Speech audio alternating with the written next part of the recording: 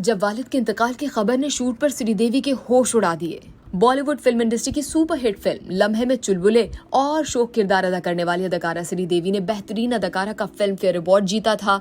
लेकिन बहुत ही कम लोग ये जानते हैं कि इस फिल्म की शूटिंग के दौरान ही अदाकारा के वालिद का इंतकाल हो गया था, जिसके बाद शूटिंग रोक दी गई थी। सुपरस्टार श्रीदेवी ने दोहरा किरदार अदा किया था। यही वही फिल्म थी जिसमें अनिल कपूर ने पहली बार मूछें मुंडवा दी थी। रिपोर्ट्स के मुताबिक यश चोपड़ा ने इस फिल्म का खाका 1982 में अमिताभ बच्चन और रेखा को जहन में रखकर बनाया था, लेकिन फिल्म सिलसिला की नाकामी के बाद उन्हें स्टारकास्ट को तब्दील करना पड़ा। फिल्म लम्हे की लंदन में शूटिंग के दौरान हिदायतकार यश चोपड़ा को उनके असिस्टेंट ने बताया कि श्रीदेवी की वालिदा का फोन है और वो उनसे बात करना चाहती हैं। फिर जो खबर यश चोपड़ा तक पहुंचाई गई उसने हिदायतकार के होश उड़ा दिए।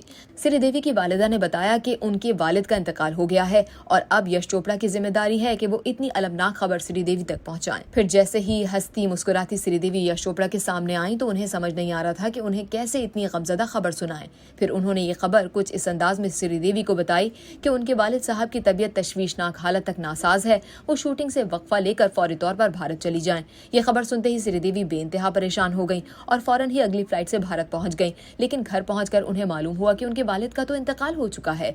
कुछ रोज बाद श्रीदेवी ने लंदन में मौजूद यश चोपड़ा को फोन करके बताया कि उन्हें अनजानी वालिद की आखिरी रसूमात से जुड़ी तकरीबात के लिए 2 हफ्ते लग सकते हैं।